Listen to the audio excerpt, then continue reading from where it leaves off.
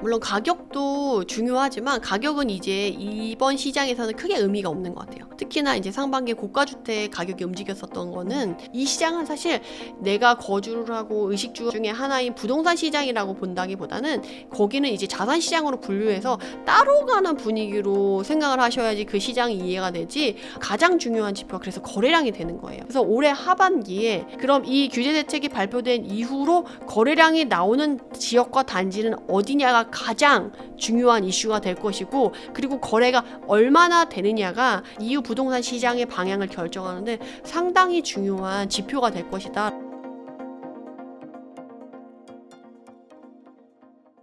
사실 그 새 정부가 들어서기 전까지만 해도 25년 들어서 이제 서울 부동산이 상승세다, 불장이 왔다, 이런 이야기를 하시는 분들이 많았는데요.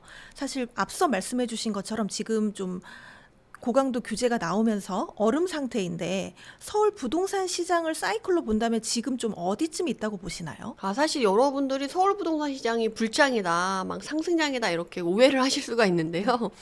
사실은 그렇지 않다. 지금 뭐 초양극화 시기다라고 여러분들도 알고 계실 텐데, 이게 서울과 지방에 한해서만 그런 것이 아니라 서울 부동산 시장 내에서도 이 양극화 시장이 너무도 극명하게 나타나고 있어요. 그래서 지금 서울 부동산 시장의 불장이다라고 하지만 서울 지역에 행정구역을 갖고 있는 모든 지역이 다 불장인 건 아니에요. 오히려 거기서 소외된 지역들이 꽤 된다. 뭐 노도강이라던가 금관구라던가 서울의 외곽 지역으로 분류되는 대표적인 지역들이 있잖아요. 그 지역들은 아직도 23년 이후에 최근까지 하락을 지속하고 있는 지역과 단지들이 꽤 많아요. 그래서 여러분들이 서울에 산다고 해서 모두 똑같은 분위기를 다 느끼고 있는 건 아니다라고 생각을 하시면 좋을 것 같고, 그래서 최근에 제가 서울 부동산 시장이 어떻게 가고 있는지를 확인해 봤더니 세 갈래로 시장이 가고 있더라고요. 이게 뭐 잘 가는 상승장과 그렇지 않은 시장으로 해서 두 개로 분리되는 게 아니라 세 갈래로 갈라져서 가고 있더라고요. 그래서 서울 부동산 시장에서 불장이라고 생각하시는 그 지역은 강남 3구, 마용성, 목동, 그리고 한강을 끼고 있는 한강벨트 지역이다라고 보시면 되고요. 그래서 서울이 25개구인데 한 10개, 상위 10개 지역이 거기에 좀 해당이 된다라고 보시면 될 것 같아요. 거기 안에서도 이제 탑 7 안에 들어가는 거는 이미 전고점을 넘어서서 이제 상승장으로 넘어갔다라고 보시면 되고요. 그리고 약간 25개구 안에서, 그러니까 아까 말씀드린 노도강이랑 금관구는 하락을 계속 유지하거나 전고점에서 떨어져서 저점을 찍은 그 가격이나 그 지점에서 그냥 그 보합으로 유지하고 있다라고 보시면 돼요. 그리고 그 중간에 있는 언급되지 않은 나머지 이제 서울의 중간 위치쯤에 있는 지역들은 회복장에 돌입해서 회복을 해 나가고 있는 시점이다라고 보시면 될 것 같아요. 그래서 지금 양극화가 심해졌는데 사실은 그 상승이라고 얘기한 한강벨트 라인에 있는 지역 안에서도 사실 양극화가 좀 심해요. 그렇죠.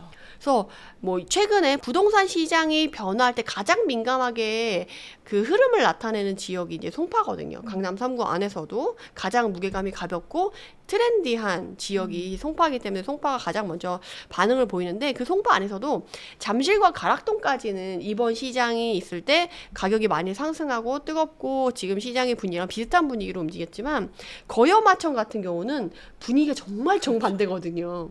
그리고 얼마 전에 제가 또 강연회를 좀 요새 많이 다니고 있는데 문정동에 계신 분이 이제 강의를 들으러 오셔서 저한테 하소연을 하시는 거예요. 저 문정동에 살고 있는데 문정동은 왜 이렇게 가격이 안 오르냐. 송파의 잠실은 저렇게 올라가는데 문정동은 너무 조용한 것 같아서 조금 마음이 너무 속상하다라고 얘기를 하시더라고요. 그래서 같은 송파구에 있는데도 불구하고 가락동 바로 밑에가 문정동이거든요. 그런데도 불구하고 문정동에 사시는 분들도 속상하다라고 할 정도로 이 한강 벨트 라인에 있는 지역조차도 거기 안에서도 양극화가 너무 심하다라는 거예요. 그래서 여러분들이 지금 시장은 불장이다라고 그냥 통틀어서 생각할 게 아니라 나눠서 보셔야 되고, 특히나 지금 서울 부동산 시장도 이렇게 보면 뜨거운 지역이 있고 전혀 반응이 없는 지역들로 갈리고, 그리고 그 안에서도 많이 갈리는데 그 차이가 너무 극명하게 양극화가 심하게 나타나고 있으니까 여러분들이 지금 뉴스에서 다루고 있거나 전문가들이 얘기하는 건 항상 비싸고 좋은 것들만 언급을 해요. 특히나 이제 서울시장은 바로미터이기 때문에 시장에 그래서 그것만 언급을 하지만 저는 지역 분석가다 보니까 전국적으로 보고 전국을 얘기를 드리자라고 한다면 정말 일부가 가는 거예요. 그래서 사실 이걸 규제 대책을 한다라고 했을 때 과연 이거를 규제하는 게 맞나? 이거를 어느 정도 규제를 했으면 나머지 지역을 돌보는 게 더 맞지 않을까라는 생각을 하는 거예요. 그래서 지역 면적적으로 봤을 때는 이게 과연 몇 퍼센트나 차지할 거냐는 거예요. 그렇게 해서 앞으로 정책의 방향성이 너무 이쪽에만 몰두돼서 나오지 않았으면 하는 좀 바람이 있는데 여러분들이 지방에 사시거나 좀 이번에 시장에서 수혜를 받지 못하고 오히려 상대적인 박탈감을 느끼고 괴리감을 느꼈다 하시는 분들은 본인들의 의견을 좀 피력하시고 지자체장한테 좀 어필을 하시는 게 필요한 상황이지 않을까 싶습니다. 또 이렇게 지표를 통해서 보여주시니까 오히려 정말 하락하는 지역들도 꽤 많이 있네요. 대부분이 그래요. 지도를 보면 서울 빼고는 전국이 거의 시퍼렇게 보이거든요. 그래서 여러분들이 이 지금 시장이 불장이고 좋다라고 오해를 하시면 안 된다. 서울의 한강벨트 지역 일부만 좋은 거고요. 서울의 평균가가 올라가는 것도 사실은 이 거래량이 전반적으로 서울이 25개구가 다 거래가 활발해서 올라가는 게 아니라 거기 안에서도 25개구 안에서도 몇 개의 지역, 몇몇의 단지들의 거래량이 몰리면서 그 단지들이 거래량이 100개가 됐을 때랑 10개가 됐을 때랑은 다르거든요. 네. 다만 10개가 됐을 때 좋은 거, 신고가 위주로만 거래가 많이 되니까 시장의 평균가가 올라가는 것처럼 보이지만 실질적으로 봤을 때는 정말 일부 지역만 쭉 올라가는 거지 나머지 지역들은 지금 분위기가 상당히 좋지 않다라고 보시는 게 더 맞을 것 같아요. 네. 최근에 이제 이 규제 대책과 서울 집값이 이제 상승 좀 선호 지역 위주로 상승을 하고 있긴 하지만 이렇게 되다 보니까 많은 분들이 이제 서울 쪽보다는 수도권으로 눈을 돌리고 있는데요. 그러다 보니까 분당이나 과천 쪽으로 이 풍선 효과 조짐이 보인다라는 분석도 있습니다. 지금 대출 규제에도 이렇게 불구하고 수도권 같은 경우는 일부 지역이 이렇게 좀 계속 상승세가 이어질 거라고 보시나요? 네네. 저는 이제 대출 규제 정책 때문에 모든 시장이 얼어붙어가지고 지금은 그렇지만 이후에 이게 적응이 되면 시간이 지나고 나면 다시 시장의 거래가 일어날 수밖에 없거든요. 그렇게 봤을 때 이후에도 그러면 일부 지역의 상승세가 이어질 수 있냐라고 할 때 충분히 가능성이 있다라고 저는 생각을 합니다. 근데 다만 여러분들이 풍선 효과라고 생각을 했을 때 이제 분당 과천을 이제 얘기하시는 분들도 계신데 사실 분당 과천은 이미 서울시장이 상승을 했을 때 이미 같이 움직였어요. 가격이 많이 올랐거든요. 과천은 20억에서 30억 사이의 가격을 형성하고 있어요. 그래서 대출 규제 6억이라고 했을 때 20억, 30억의 절대가를 형성하고 있는 단지들은 6억 규제에 걸리는 지역이거든요. 그래서 이 풍선 효과를 과천이 받기는 어렵다. 분당 또한 20억 가까이에 지금 올라와 있는 상황이기 때문에 분당이 또 같이 풍선 효과를 받기는 어려운 상황이다라고 말씀을 드릴 수 있을 것 같아요. 그래서 분당 같은 경우는 만약에 풍선 효과를 받는다 그럼 10평대로 내려와야 돼요. 네. 막 18평 막 이렇게 내려와야지 그 가격대에 들어가기 때문에 분당 과천이라고 풍선 효과를 딱 찝으면 좀 어려울 것 같고 그거보다 조금 더 내려와야 돼요. 서울과 생활권을 같이 하는 경기도권 지역 광명, 대표적으로 광명, 하남이 될 것 같고요. 그 다음에 성남이다라고 하면 분당을 제외한 수정구, 중원구가 될 것 같고 이제 안양 아까 말씀드린 그 지역들이 대표적인 풍선 효과를 볼 수 있는 지역이 아닐까 싶습니다. 그리고 실제적으로 그런 단지들의 그런 풍선 효과의 그런 조그만 모습들이 조금 드러나고 있어요. 예를 들어서 아까 말씀드린 것처럼 그 해당 지역의 대장 아파트들이나 사람들이 선호하는 단지 같은 경우는 벌써 매물이 줄어들고 호가가 실거래가 찍히지 않더라도 호가가 벌써 한 1억 정도 오른 상태에서 매물이 나오고 있는 것뿐만이 아니라 지금 6.17 대책 이후로 얼음 상태인데 그런 단지들 위주로만 하나 두 개씩 많지는 않지만 하나 두 개씩 거래가 되면서 이후에 6월 27일 이후에 거래량이 나오고 있거든요. 이 외에 다른 지역들은 거래량이 6월 27일 이후에 찍히지 않고 있어요. 그렇기 때문에 그걸로 좀 구분을 하셔서 여러분들이 그 가격대에 들어오는 단지와 지역 위주로 그리고 서울과 생활권을 같이 하는 지역 위주로 보는 게 맞겠다라고 보시면 제일 좋을 것 같습니다. 많은 전문가분들이 이제 내년부터 서울 주택 공급에 대한 이제 절벽 위험성 우려를 좀 많이 표명을 하고 계시는데 이게 이제 공급이 확 줄어들다 보니까 전월세 시장에 영향이 있을 것 같거든요. 어떻게 보세요? 이게 사실 공급 부족이다라고 했을 때 사람들 어떤 이제 반대적인 성향의 관점을 갖고 있는 전문가분들은 공급이 부족하다고 해서 무조건 전세가가 오르는 게 아니다라고도 얘기를 하시거든요. 근데 그 말도 일부 맞는 게 이 공급이 없다고 해서 전세가가 무조건 오르는 건 아니거든요. 근데 다만 그 공급이 중요하다라고 얘기하는 거는 공급 물량 자체가 이동 수요를 커버해주는 역할을 하거든요. 네. 그런데 기존 주택에서 물건이 나오려고 하면 이사를 하는 사람들의 물건만 나오기 때문에 1000세대든 10,000세대든 이사하는 수요 몇십 개 또는 뭐 100개 정도의 물건만 나와서 그 이동 수요를 커버할 수 있는 거예요. 근데 공급 물량 같은 경우는 뭐 1000세대가 입주한다, 500세대가 입주한다, 6000세대가 입주한다 그러면 그 물량 자체가 다 이동 수요가 되는 거죠. 내 집 마련을 통해서 들어가시는 분들도 기존 주택을 처분하고 들어와야 되는 거고 그쪽에 전월세를 들어오시는 분들도 전월세로 이동하게 되니까 그 이동 수요의 그 숫자를 커버해 줄 수 있는 물량이 있냐 없냐가 이제 영향을 미치는 거고 이게 또 전세 시장에 영향을 미칠 수밖에 없거든요. 왜냐하면 기존에 이제 내 집 마련을 하거나 전월세 살고 계시던 분들은 상관없는데 이제 새로 독립을 하거나 신혼부부라거나 새로 분리가 되는 세대들 같은 경우는 이런 이동수의 물량이 없으면 좀 힘들 수가 있거든요. 그래서 그것 때문에 공급 물량이 부족하면 전세 가격이 오를 수 있다라는 거를 이해를 하시면 좋을 것 같고 전세 시장이 지금 앞으로는 더욱더 불안해질 수밖에 없다. 라고 저는 말씀드릴 수 있을 것 같아요. 그 이유는 정말 이유가 너무 많아요. 그래서 이거는 이제 바꿀 수 없는 현실이고 그 흐름 자체가 더 강하게 될 수밖에 없다. 그렇다고 해서 막 폭등을 하거나 이런 건 아니지만 서서히 계속 전세가 상승을 가져올 수밖에 없는 상황이다라고 말씀드릴 수 있을 것 같아요. 첫 번째로 내년부터 서울 부동산 시장에 3년 동안 공급 부족이 예정되어 있잖아요. 내년 10,000세대 이후에 9,000세대, 뭐 6,000세대 이런 식으로 공급 부족이 너무 명확하고 그것뿐만이 아니라 이후에 전세 시장의 매물을 줄게 만드는 정책들이나 이런 것들이 지금 계속 나오고 있고 그게 꾸준히 민주당의 관점에서는 갈 수밖에 없는 상황이에요.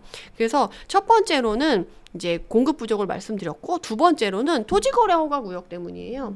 토지거래 허가구역으로 지정된 지역들이 그렇게 많지는 않지만 토지거래 허가구역 내에 있는 물건들에 내가 내 집 마련을 하려고 하면 이제는 내가 바로 입주가 가능한 사람만 들어갈 수 있는 거예요. 그렇다고 본다면 전세를 살고 있던 분이 있어요. 전세 만기가 됐단 말이에요. 그래서 집주인이 팔고 싶어. 그러면 이제 실제 입주를 하시는 분한테만 팔 수가 있잖아요. 그러다 보니까 전세 매물 하나가 없어지는 거죠. 그 물건이 이제 거래가 되고 나면 그런 식으로 해서 토지거래 허가 구역 내에서는 거래가 되면 될수록 전세 매물이 줄어드는 효과를 가져올 수밖에 없거든요.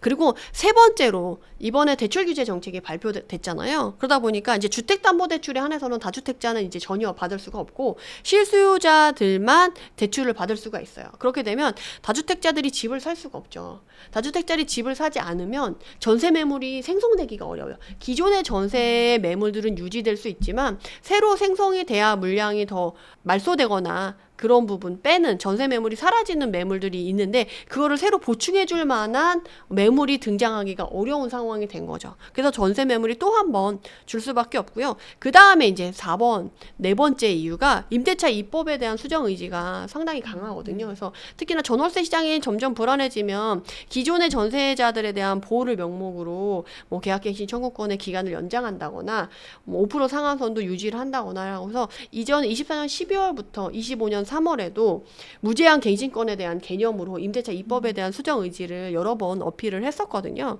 근데 그때 여론이 좋지 않아서 결국 이제 진행하진 않았지만 앞으로 전월세 시장이 불안정해 보인다라고 하면 이거를 쓰고 싶어 하거나 이제 진행하려고 하는 의지를 더 강하게 가져갈 수 있다. 왜냐하면 이제 대통령도 민주당에서 나와 있고 여당도 이제 거대 여당도 민주당이기 때문에 이제 법 발의와 동시에 이제 통과라고 생각하시면 되거든요. 그래서 임대차 입법도 의지만 있다라고 하면 충분히 할 수 있는 상황이기 때문에 이 전월세 시장이 불안하면 그것에 대한 명분을 가지고 또 임대차 입법을 수정하려고 할 거거든요. 근데 문제는 임대차 입법을 해서 단기적으로는 매물을 잡아두고 세입자를 보호해 줄 수 있는데 이렇게 되면 무제한 갱신권처럼 또는 2+2+가 지금 상황이 지금 진행되고 있는데 이걸 또 2+2+2+로 해서 6년까지로 연장을 할 가능성도 있어요.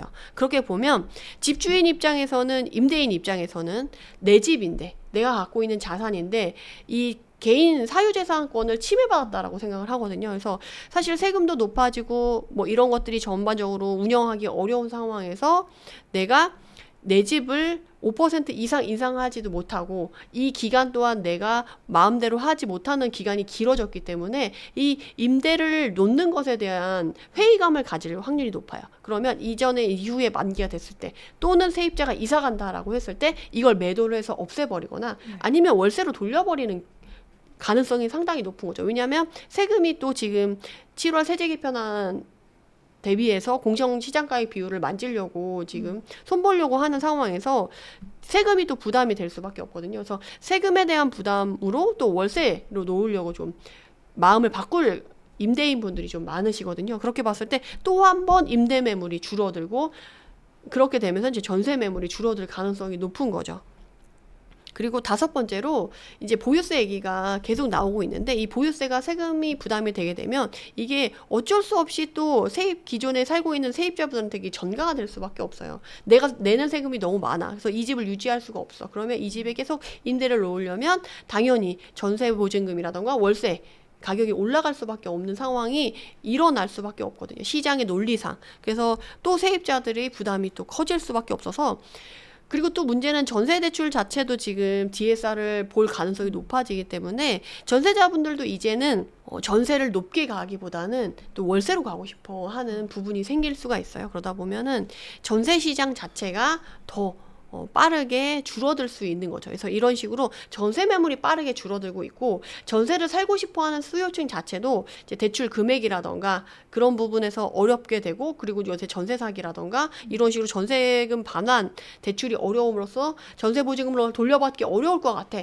라는 두려움이 있으면 전세 보증금을 높게 가기보다는 월세를 선호할 가능성이 좀 높아요. 그러다 보면 이제 반전세 형태로 가겠지만 결국에는 이제 월세가 되는 거잖아요. 보증금이 많이 들어있는 이제 월세화 가 될 텐데 이런 그 분위기를 타서 전세 시장 자체가 소멸될 가능성이 상당히 더 높아지고 이 전세 시장의 소멸의 속도가 상당히 더 빨라질 수밖에 없다라고 여러분들이 생각하시면 좋을 것 같아요. 정부는 전세 시장에 을 좋아하지 않고 있고 이 전세 시장은 없어지는 게 맞다라고 생각해요. 그래서 천천히 시장이 부작용이 생기지 않게 천천히 이거를 이제 가면서 전세 시장이 소멸되길 바라고 있는데 이 속도가 갑자기 확 빨라질 수 있다라는 거죠. 그래서 이런 여러 가지 면 때문에 여러분들이 앞으로 이제 전세 가격은 올라가고 월세 가격은 더 올라갈 수밖에 없는 시장이 도래하고 있고 이 흐름은 이제 바꿀 수 없다. 라고 생각을 하시고 그에 대해서 준비를 좀 길게 보시고 준비를 하시는 게 필요하지 않을까 싶습니다.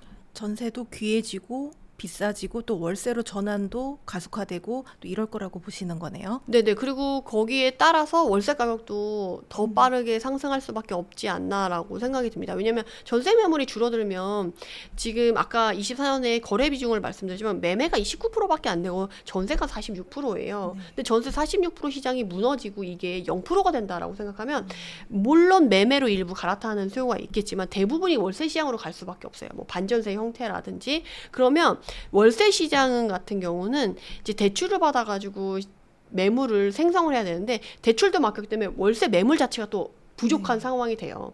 지금 전국적으로 가면 전세 매물이 한 개도 없다라고 하는 단지들이 꽤 많이 있고요. 월세는 항상 이제 대기자가 있을 정도로 임대차 시장이 조금 지금 빡빡하게 돌아가고 있어요. 그런데 전세 매물이 없고 월세만 있다라고 하면 지금도 월세 상승률이 상당히 빠르고 급박하다, 너무 많이 상승했다라고 하지만 이후의 월세 가격 상승은 정말 상상 이상일 수 있다. 여러분들이 그렇게 좀 생각을 하시고 전세 시장을 빠르게 소멸되지 않기를 조금 바라셔야 되지 않겠나 싶습니다. 그렇다면 2025년 하반기 집값을 결정할 좀 핵심적인 지표 딱 하나만 꼽자면 무엇이 있을까요?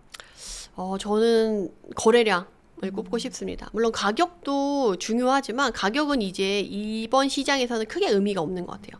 특히나 이제 상반기 고가주택 가격이 움직였었던 거는 그 시장은 부동산 시장이라고 얘기하면 안 되고요. 이제 그런 거기에 있는 강남 3구랑 마용성 그리고 뭐 20억, 30억, 50억대에 움직였었던 단지들은 자산 시장이라고 보셔야 돼요.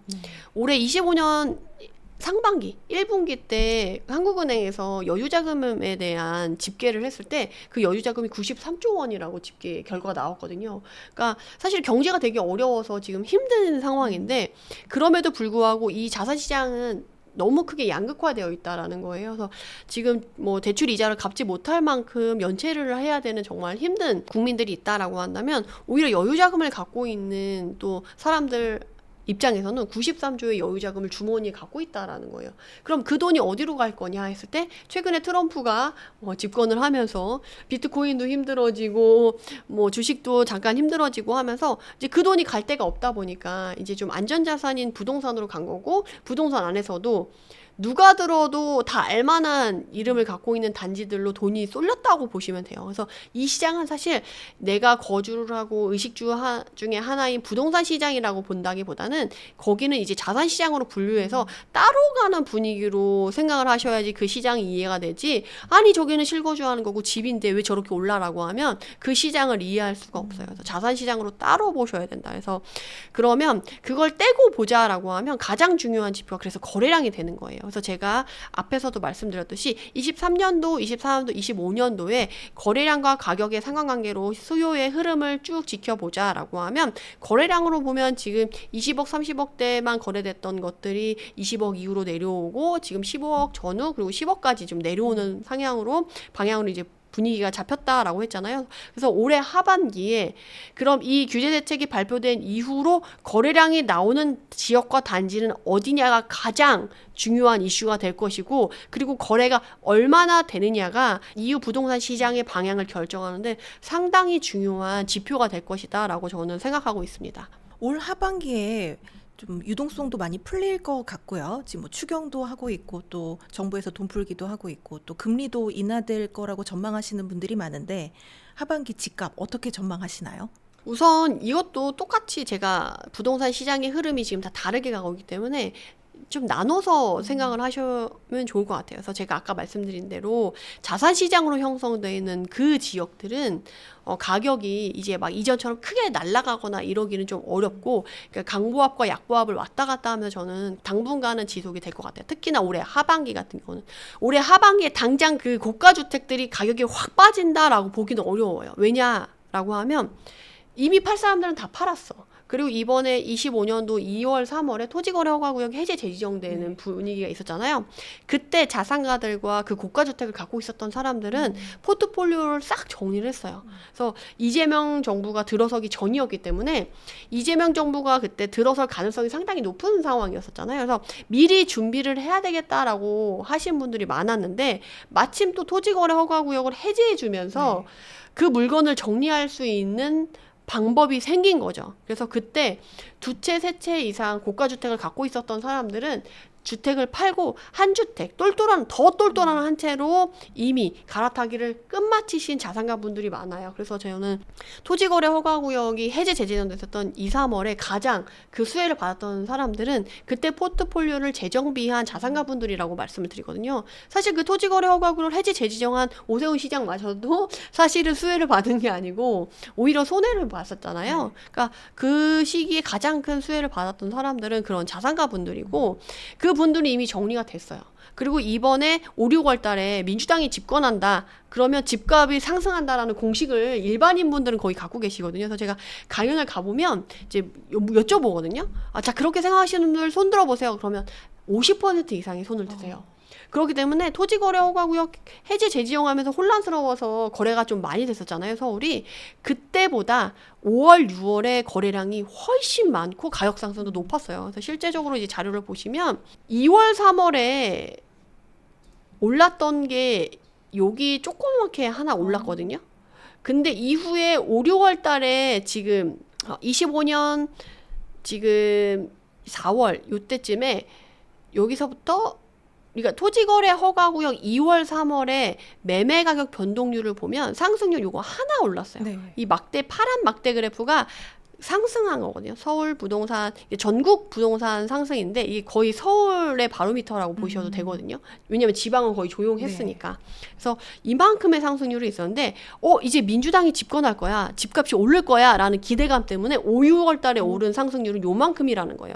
상승 막대기도 더 여러 개 있고 상승폭도 3배 이상 높은 막대기가 훨씬 많죠. 그러니까 이 분위기보다 이 분위기가 훨씬 컸다라는 거예요. 이거를 또 민주당도 알고 있고 그래서 6월 3일에 대선이 끝나고 나서 27일에 대책을 발표할 이제 분위기가 될 수밖에 없었던 이유 중에 하나가 또 이거라라고 보시면 돼요. 그래서 고가 주택들은 이미 거래할 건 다 거래했어요. 그래서 지금 실제적으로 시장에 나가보면 뭐 금매가 쏟아지네, 계약 파기가 막 쏟아지네라고 하지만 실제적으로 그렇지 않고 오히려 매물이 줄고 있는 경우도 있어요. 특히나 한두 개의 매물을 가지고 거기에 있는 수십 개의 부동산 사장님들이 똑같은 매물을 브리핑하는 경우도 있거든요. 왜냐하면 5월, 6월에 거래할 거 다 거래했거든.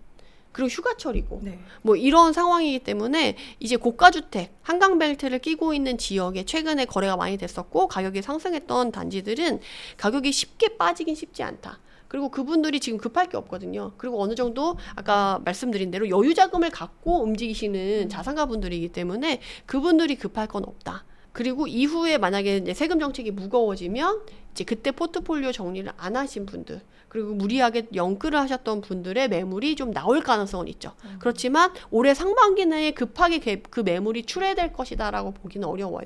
왜냐하면 지금 세금 정책을 수정을 한다라고 해도 내년 6월 1일 기준으로 재산세라던가 종합부동산세가 부과가 되기 때문에 그게 효과를 발휘하려면 내년 하반기가 돼야 매물이 출회될 가능성이 높은 거죠. 그래서 이제 고가주택 같은 경우는 이제 보합을 유지할 가능성이 높다라고 저는 보여지고요. 그 다음에 이제 아까 말씀드린 대로 10억 전후거나 15억 이하에 있는 지역과 단지들은 이제 풍선 효과 뿐만이 아니라 수요의 흐름 자체가 지금 그쪽으로 방향을 틀고 있기 때문에 그쪽의 거래량이 좀 늘어나면서 거래량이 늘어나는 만큼 가격 상승률이 나타날 수 있다라고 보여지고 있고요. 그리고 앞으로 서울 수도권 위주로만 상승이 유지가 되고 지방은 지금과 마찬가지로 좀 안 좋은 분위기가 이대로 좀 유지될 가능성이 높다. 사실은 이번에 규제대책 발표 자체가 수도권 규제 지역 내에서만 규제를 할 거고 지방은 규제하지 않을 거야 라고 했기 때문에 사실은 이게 어떻게 보면 지방 활성화 정책의 일환 중에 하나라고 봐도 무방하거든요. 근데 문제는 뭐냐라고 하면 이 정도 가지고는 지방 활성화가 되기는 어렵기 때문에 오히려 지방도 같이 관망세를 들어서면서 지방이 효과를 전혀 보지 못했다. 지방 활성화 정책을 하려고 하면 조금 더 센 정책들이 나와줘야 되는 상황이기 때문에 지방은 그 규제 대책 이후에 확실한 지방 활성화 정책이 나오기 전까지는 계속 꾸준히 지금 분위기가 유지될 수밖에 없다라고 보고 있습니다.